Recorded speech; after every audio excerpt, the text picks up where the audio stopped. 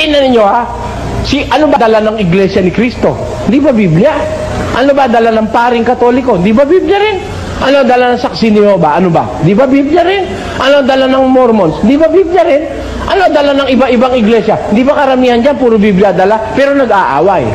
Eto nyo, kung di kayo mag-aaral na relihiyon, paano nyo sasabihin nasa katotohanan tayo kung di natin sigurado? At yan ay patutunayan sa atin ng Biblia kung totoo tayo o hindi. Umpisahan na po natin. Paano natin hahanapin ang katotohanan sa Biblia? Let us be guided accordingly. By what? By the instructions of the owner of this book. Paano? Pakinggan nyo sa 34:16 ni Isaias, ganito po nakasulat. Inyong saliksikin sa aklat ng Panginoon at inyong basahin. Tanda nyo ha, pansinin nyo ang salita. Saliksikin nyo sa aklat ng Panginoon at inyong basahin. Tingnan mo. Babasahin mo lang eh. Hindi mo naman ikukwento eh. Hindi mo naman ipapaliwanag eh. Ay marami babasahin.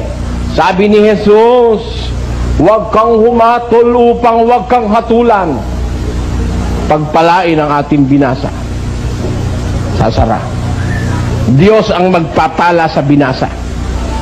Lahat magsabi, praise the Lord!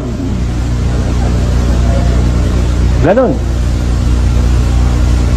Tapos, magdadaldal na yung pastor. 1 oras na yun. May daladalang kapirasong papel.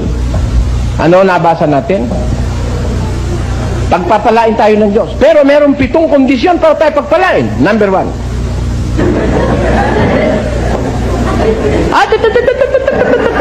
Kwento yun, mati ka po. Oh, ano ikalawa? Number 2. Umaalis pa sa station. Oh, number 3. Saan mo kinuha yung gano'n? Sa thinking mo?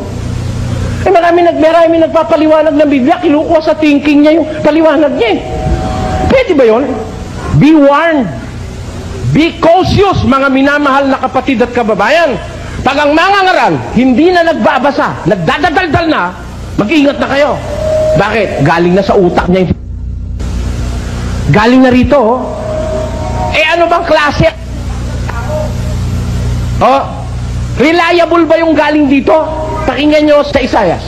Sapagkat kung paanong ang langit ay lalong mataas kaysa lupa, gayon, ang aking mga lakad ay lalong mataas kaysa inyong mga lakad, at ang aking mga pag-iisip kaysa inyong mga pag-iisip. Kita mo, pwede bang kunan mo yung pag-iisip ng tao para ipaliwanag mo ito sinasabi ng Diyos?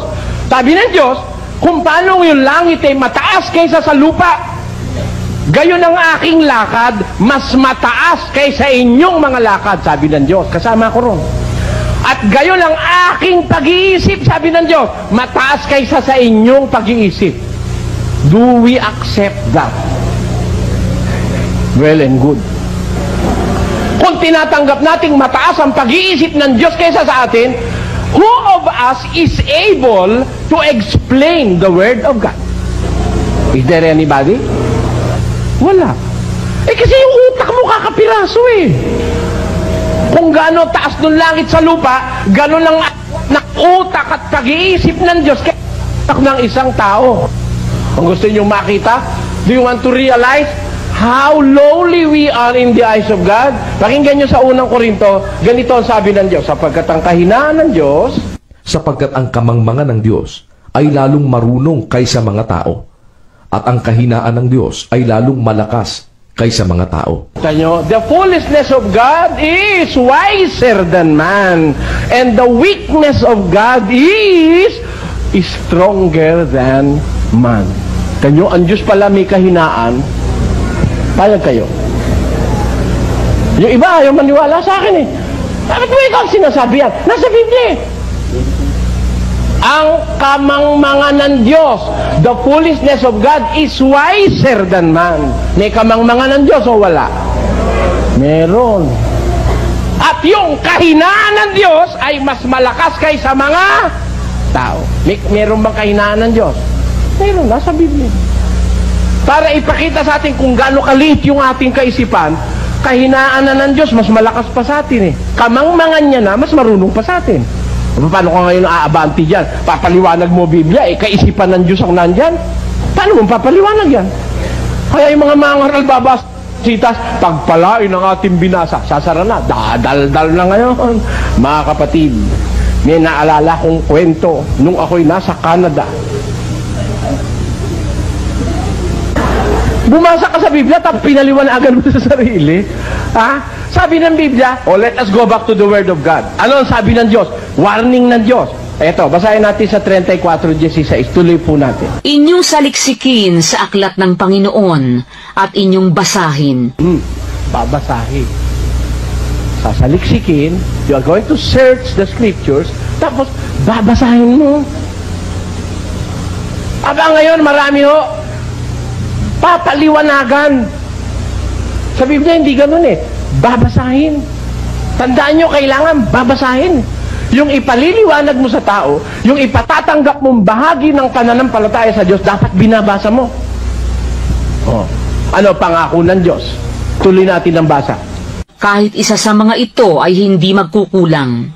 Walang mangangailangan ng kanyang kasama. Yan ang assurance ng Diyos dito sa kanyang aklat. Kahit isa sa mga ito, kung babasahin mo, hindi magkukulang. Hindi mangangailangan ng kanyang kasama sapagkat iniutos ng aking bibig at pinisan sila ng kanyang espiritu. Yan yung garantiya ng Diyos. Itong nasa Biblia, iniutos ng aking bibig ang wika ng Panginoon at pinisan ng aking espiritu. Kaya mga kapatid, itong Biblia walang kulang. Nagtataka lang kung doon sabi, yung Biblia may kulang naman ni Kadya. Hindi naman lahat na ika ng katotohanan nakasulat sa Biblia. Hindi ka lahat nakasulat sa Biblia. Kaya kami aral kami, wala sa Biblia. Kulang naman ni ika ang Biblia. How dare you? Sino ka? Para magsabing kulang ang Biblia. O sino sa inyo ngayon na naniniwalang kulang ang Biblia? Tatanungin ko lang kayo.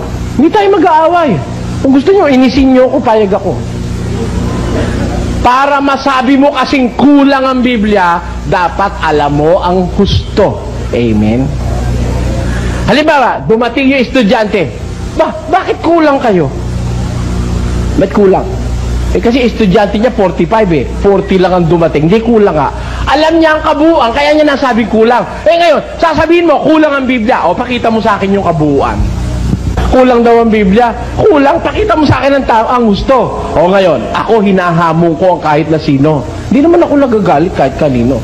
Pero hinahamon ko ang kahit na sinong magsasabing kulang ang Biblia, pakita mo sa akin ang buo para masabi mong kulang. Pero, para patunayan ko sa iyo, ang Biblia walang kulang, gaya ng sinabi ng Diyos. Kahit isa sa mga ito, hindi magkukulang, tanungin mo ko. Mula ngayon, hanggang mamatay tayong dalawa, hindi mauubos ang sagot. Nasa Biblia lahat.